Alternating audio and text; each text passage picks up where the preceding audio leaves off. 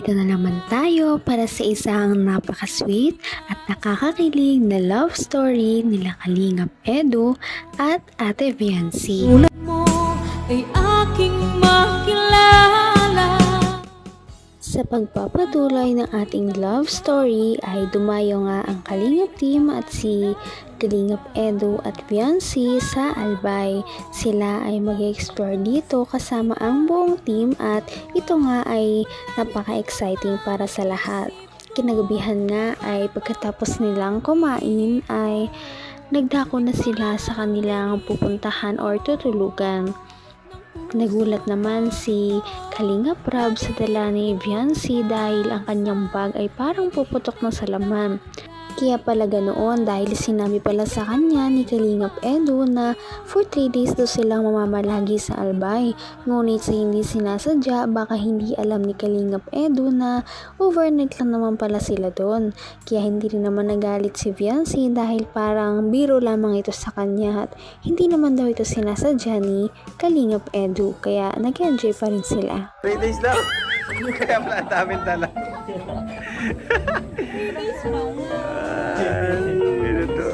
Naisahan ka ni Wayne yung hobby mo? Ayos Ed. Mapaiwan yata sila, G. Inasar. Mapaiwan kayo kaya 3 days kayo?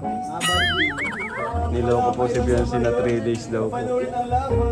Eh, overnight lang naman po tayo. 1 night lang.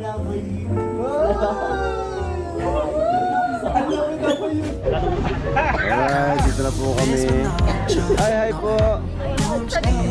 Hi po. Thank you. May anak na ako pagpunta ko dito.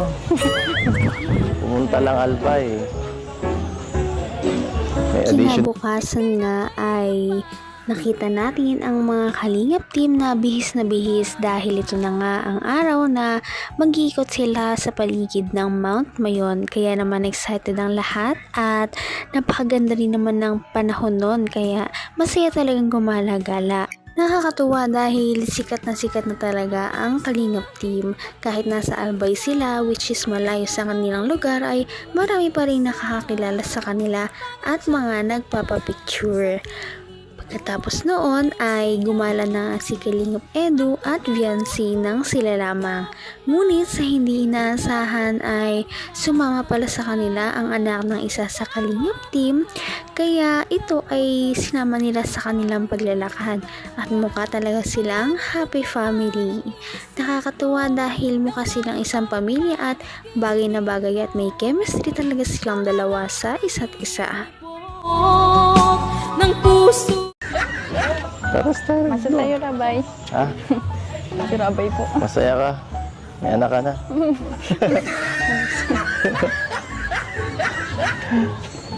Anong feeling ha? Anong feeling first time mo dito? Masaya po syempre. Ganda no? Excited kung ano magpa-picture dyan. Pictures ha? Dito tayo? Wala eh. Malabo pa rin eh. Hindi kita yung word. Yung anak mo, alagaan mo. Nagwawala na oh. Yan. Masama gusto nito. Kulit mo ito. Batang to. Saan tayo, Bibi? Saan tayo, Bibi? No, kunin ko muna siya para makabilo kayo. Sige lang. Para naman ma-enjoy nyo yung panito.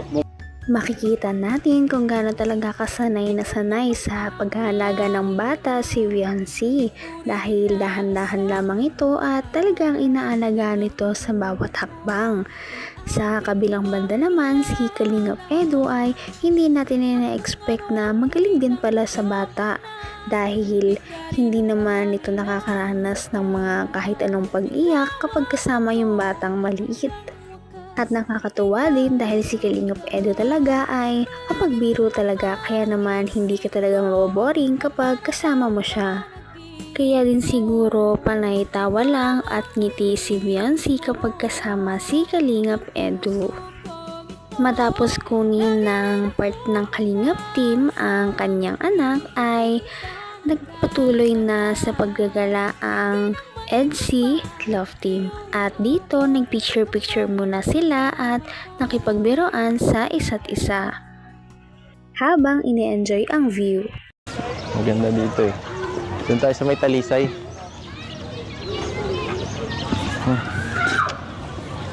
Tuwan-tuwa ka. Tawa ka ng tao. Di mo naiiwasang kiligin. Hindi na. Inaalala po ako dito, kayo po, wala. First time mo dito, may naalala ka agad.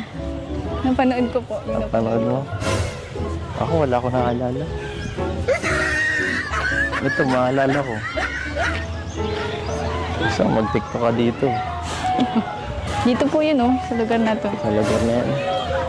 Ano ba yun? Hindi ko alam. Hindi ko na alam. Okay po. Okay? Hindi na alala. Hindi na. Okay na ako. Ang tagal na yun, nakalimutan ko na yun. Naku, parang medyo nagtatampo pa si wifey kay hubby niya dahil naalala niya daw na may mga vlog siyang napanood na nandyan sila sa Albay at iba ang kasama ni Kalingap Edu. Kaya naman, hindi pinapahalata ni Viancy ang kanyang mga tampo, ngunit pinapatawa lamang siya ni Kalingap Edu at tinatanggi yung mga ganon na nakakalimutan niya na daw yun dahil hindi daw yun importante. Ang mahalaga daw ay gagawa sila ng mga bagong memories at ito ay mas magiging masaya, mas memorable dahil kasama na nila ang isa't isa. Bawat panaginip ko, ikaw lang ang tinitibok ng puso ko. Ha? Ang ganda po. Maganda. Sobra. Lapit tayo. Lapit-lapit tayo. Tara dito. Tara dito. Tara dito. Tingnan mo mabuti. Ganda, di ba? Eh, medyo na ano na. Medyo nawawala-wala na yung ulap.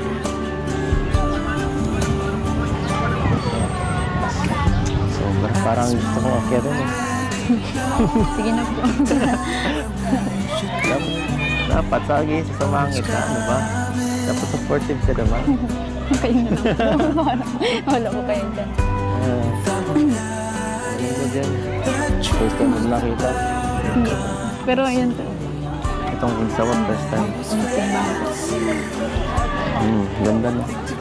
Dito, sobrang kaya pa.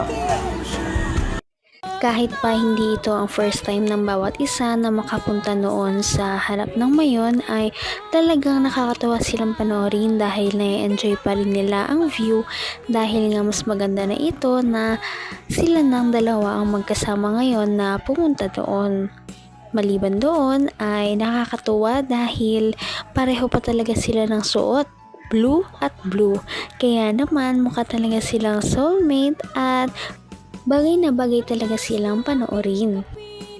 Buti na lamang at ilang beses ang nakapunta dito si Kalingap Edu kaya naman alam niya kung saan talaga ang mga spot na magandang puntahan na magkakaroon ka ng better view at pagtingin sa Mount Mayon.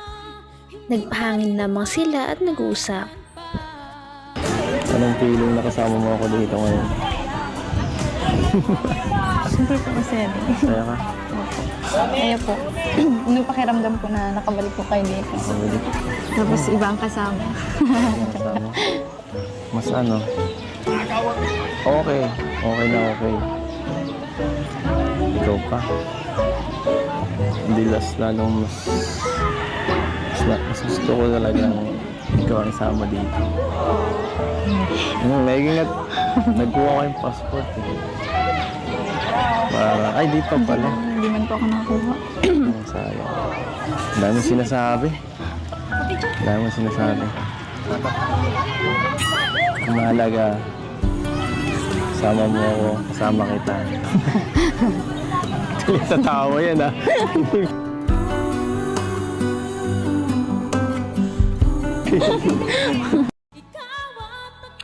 Nakakatuwa talaga dahil parang nagpaparamdam na rin si Viancy ng kanyang tunay na nararamdaman kay Kalingap Edu dahil sinisingit niya na palagi na baka may iba siyang kasama nung pumunta siya dito dahil ito nga ang napapanood niya sa mga ibang vlogs ng Kalingap team noon. Ngunit ina-assure naman siya ni Kalingap Edu na mas masaya siya nakasama ngayon si Ate Viancy dahil sila ay bubuo ng mas marami pang memories. Ang mga memories na ito ay mas magtatagal daw sa kanila na mas masaya at mas memorable kumpara doon sa mga dati nilang naranasan. Sana nga ay mas dumami pa ang kanilang memories na magkasama sa iba't ibang lugar. Kaya naman, sana ipatuloy natin silang suportahan at mahalin si Viancy, si Kalingap Edu at ang Kalingap team. Yun lamang at maraming salamat sa panonood.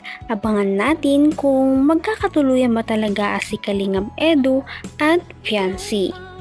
Hanggang sa muli. Bye! Ngayon'y abot